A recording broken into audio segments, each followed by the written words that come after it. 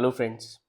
Recently I have taken one retirement session और उसकी कुछ क्वेरीज हैं और उसमें से कुछ टॉप क्वेरीज जो कॉमन क्वेरीज हैं मैंने उसके आंसर लिखे हैं और अगले 3 से 5 मिनट में मैं कोशिश करता हूँ कि आपको उसके बारे में बता सकूँ। सो फर्स्ट क्वेश्चन जो सब कुछ पूछ रहे हैं, how much money do I really need to retire comfortably.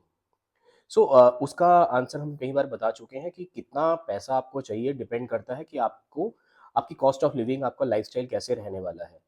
तो आप कहाँ रिटायर होने वाले हैं उसके बेसिस पे आप ये डिसाइड कर सकते हैं कि आपको कितना पैसा चाहिए होगा। So a person who is going to retire and stay in Mumbai, उसका पैसा हो सकता है 3 गुना हो जाए उस पर्सन से जो कि नोएडा में रह रहा है या फिर देहरादून में अपना आपको रिटायरमेंट के बाद रहता है, बिकॉज कॉस्ट ऑफ लिविंग बहुत डिफर करता है, right? Standard of living also.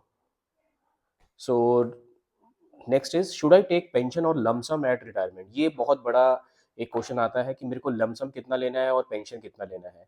तो आपको दोनों का एक बैलेंस बना के चलना है। आप अभी सारा पैसा ले लेंगे तो यू माइट बी रिच, और वो पैसा आप अगर सही से संभाल पाए, नहीं संभाल पाए, उसको इन्वेस्ट कर पाए, नहीं कर पाए, वो आपको देखना है। डेफिनेटली आपके हाथ में इतना पेंशन का अमाउंट होना चाहिए, एक लमसम अमाउंट होना, जैसे हम इमरजेंसी फंड कहते हैं, जो आपके 12 महीने से 24 महीने तक को कवर करता हो। और उसके अलावा आप रूटीन में एक कैश फ्लो जनरेट करेंगे जो आपके मंथली एक्सपेंसेस का टेक केयर करेगा। ठीक है। सो पेंशन गिव्स इमोशनल सिक्योरिटी और लमसम जो है gives you full control over money. So the right choice is not what gives you the biggest amount, but it is what gives peace of mind for next 25 to 30 years.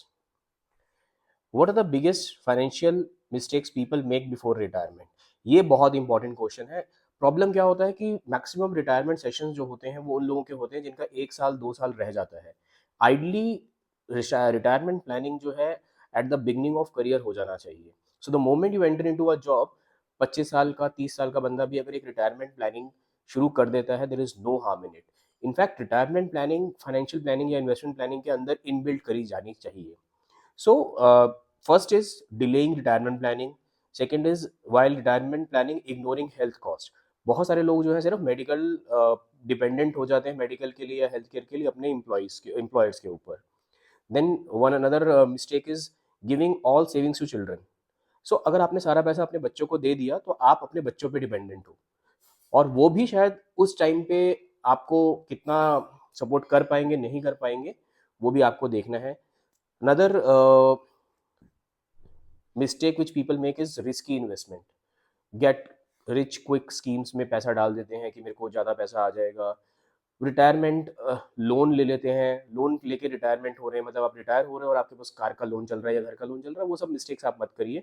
Not planning taxes is also very important. तो बहुत बार आपको लोग बता देते हैं कि आप FD में पैसा डाल दीजिए, आपको इंटरेस्ट आएगा, लेकिन वो इंटरेस्ट टैक्सेबल होगा ये नहीं बताते हैं।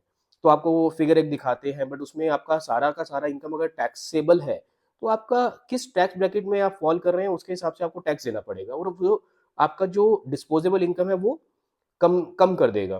तो उस इनकम को कम होने से क्या होगा, आप पैसा खर्च ही नहीं कर पाएंगे।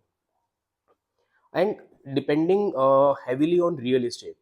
तो बहुत से लोग क्या करते हैं, रिटायर हो जाते हैं, कहते हैं कि ठीक है एक घर में मैं रह रहा हूँ, एक घर मेरे पास और है जो असेट है जिसकी वैल्यू बढ़ती रहेगी और मुझे उससे रेंटल आ रहा है।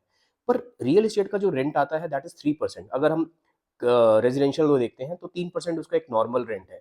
सो अगर 1 करोड़ का घर है तो आपको साल का उसमें 3 लाख रुपए आएगा। साल का 3 लाख मतलब रफली 25,000 rupees per month.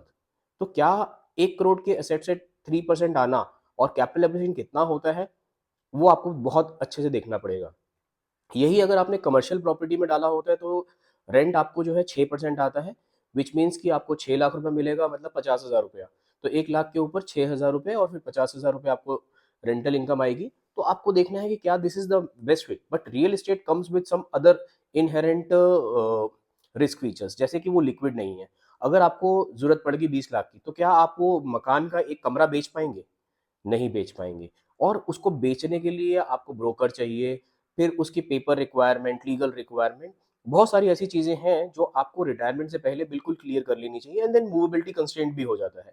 Eight times बच्चे साथ में नहीं रहते हैं, कई बार उसमें कैश का भी ट्रांजेक्शन हो जाता है। तो आपको ये ध्यान देना है कि आपका सारा पैसा रियल एस्टेट में नहीं होना चाहिए। Of course real estate is a good asset, I am not against it, but yes from retirement perspective आपको देखना है। और रियल एस्टेट में एक चीज और ध्यान रखनी है कि ये जो रियल एस्टेट आपकी है वो आपके घर के आसपास रहे और कोई आपका सर्कल ऐसा हो जो इसको देख सकता हो, ताकि ऐसा नहीं कि हर बार आप ही को जाना है। ठीक है, so most retirement problems are not caused by low income, they are also caused by lack of planning.